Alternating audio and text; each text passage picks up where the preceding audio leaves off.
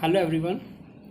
हम अपनी मैथ्स की एक्सरसाइज 1.3 डिस्कस कर रहे थे, जिसमें हम 7 क्वेश्चन कर चुके थे उसके अब तक। चलिए उसी में आगे बढ़ते हैं और क्वेश्चन नंबर 8 को डिस्कस करते हैं बच्चों।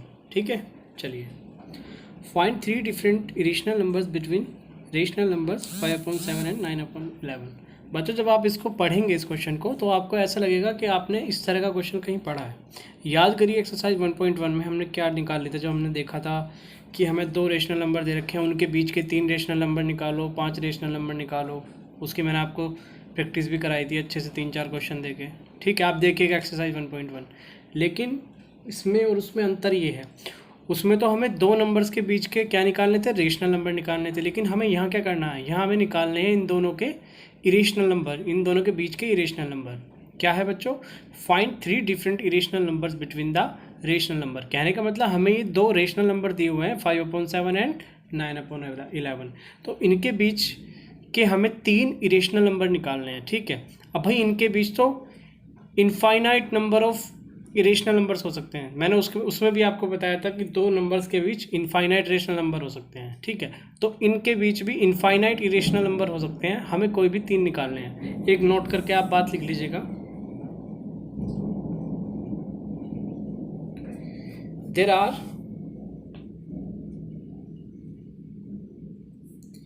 इनफाइनाइट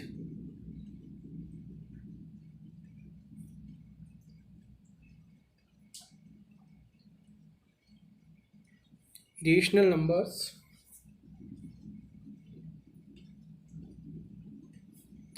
between 2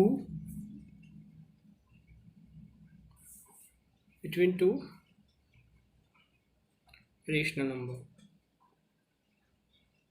ठीक है बच्चों, तो इनफाइनाइट इरेशनल नंबर हो सकता है, लेकिन हमें कोई भी 3 निकालने हैं। ठीक है बच्चों, देखते हैं ये कैसे होगा। भाई हमें 2 रेशनल नंबर दिए हुए हैं, क्या है 5/7 और 9/11।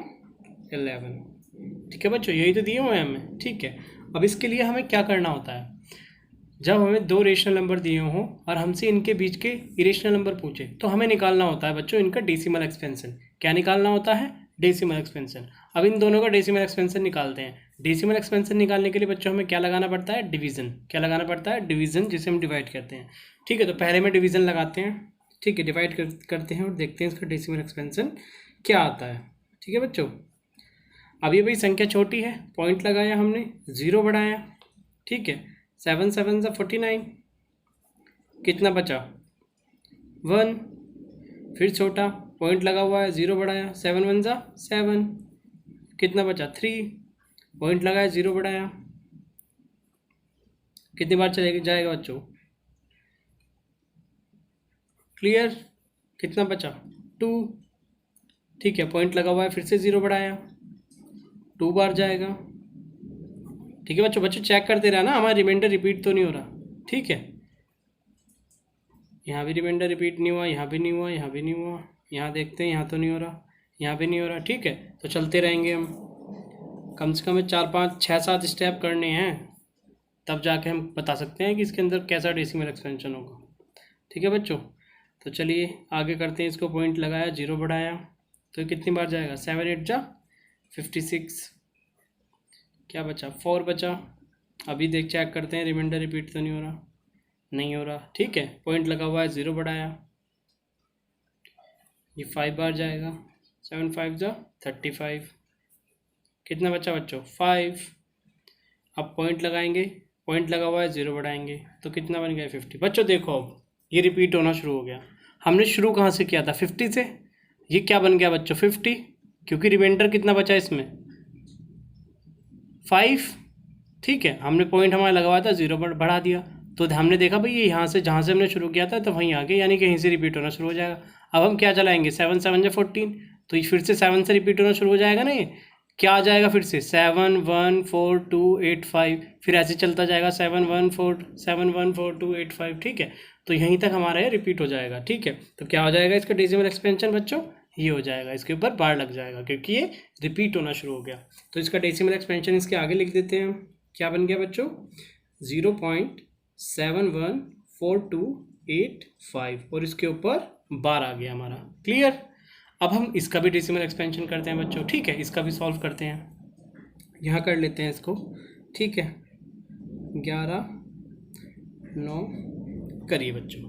तो बच्चों अंदर वाली संख्या छोटी, पॉइंट लगाया, 0 बढ़ाया, ठीक है, 11 8 ज़ा 88, ठीक है, कितना बचेगा रिमाइंडर, 2 बचेगा बच्चों, ठीक है, पॉइंट लगा हुआ है, फिर से 0 बढ़ाया, 11 1 ज़ा 11, ठीक है, अब कितना बचेगा 9, पॉइंट लगाया, 0 बढ़ाया, पॉइंट लगा हुआ है, 0 बढ़ाया, तो देखो बच्चों ये तो यहीं पे रिपीट हो गया, यहाँ 90 है, यहाँ 90 आ गया, यानी कि यहीं से रिपीट होना शुरू हो जाएगा ये, है ना भाई, यही तो होगा, ठीक है, तो यहीं हमारा बार लग जाएगा, क्योंकि अब क्या आता चला जाएगा, 0.81 81 81 81 यहीं आता चला जाएगा। तो हम आगे क्या करें, जब भाई हमारा रिपीट होना शुरू हो गया तो वहीं पे तो हम बार लगाते हैं, तभी तो हम इसे कहते हैं non terminating recurring decimal expansion, यानी कि जिसका रिमाइंडर 0 ना हो और वो रिपीट होता चला जाए, ठीक है बच्चों, याद आ गया होगा आपको। तो इसका डेसिमल एक्सपेंशन इसके आगे लिख देते हैं, ठीक है, क्या आया 0.81 बार, ठीक है बच्चों। तो मेन काम जो है हमारा इसमें केवल इतना था। अब भाई हमने क्या देखा, हमने अपना नोट में क्या लिखा, इनके बीच तो इनफाइनाइट इरेशनल नंबर हो सकते हैं, मतलब बहुत सारे हो सकते हैं, बहुत सारे, अनेक हो सकते हैं, ठीक है, वेरियस, हमें तो केवल 3 लिखने हैं। अब आप इनके बीच के 3 कोई भी लिख दो, कोई भी लिख दो, कैसे होंगे भाई, इससे एक बड़ी संख्या ले लो, ठीक है, मतलब इनके बीच के हमें चाहिए, इससे बड़ा होना चाहिए और इससे छोटा होना चाहिए बस, ठीक है, इससे बड़ा और इससे छोटा, तभी तो इनके बीच आएंगे वो, क्लियर है। तो क्या लिख लें हम, आप कोई भी लिख लीजिएगा, बस इससे वो बड़ा होना चाहिए और इससे छोटा होना चाहिए, क्लियर। मैं आपको लिख के दिखाता हूँ, 3 इरेशनल नंबर्स,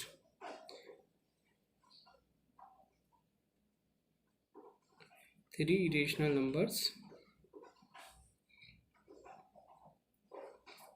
क्या हो जाएंगे बच्चों, क्या लिख दूँ मैं, इससे एक बड़ा ही लिख देता हूँ, सिंपल, ज़्यादा हम सरदर्दी लेते ही नहीं हैं, ठीक है भाई, 7 1 4 2 8 6, और क्या लिखूँ मैं, एक इससे बड़ा लिख देता हूँ, 0 7 1 4 2 8 7, 0.714 2 8 8, भाई ये मैंने 3 लिख दिए, ठीक है, मेरा ये इनसे बड़ा है और 8 1 से छोटा है, ठीक है बच्चों। ये तो ये हो गया हमारे 3 इरेशनल नंबर, बाकी और बहुत सारे हो सकते हैं, आप कुछ भी लिख दीजिए, आप लिख दीजिए 0.7289 0.7359 0.72, ठीक है, तो इससे बड़ा होना चाहिए और वो इससे छोटा होना चाहिए, बस, क्लियर है।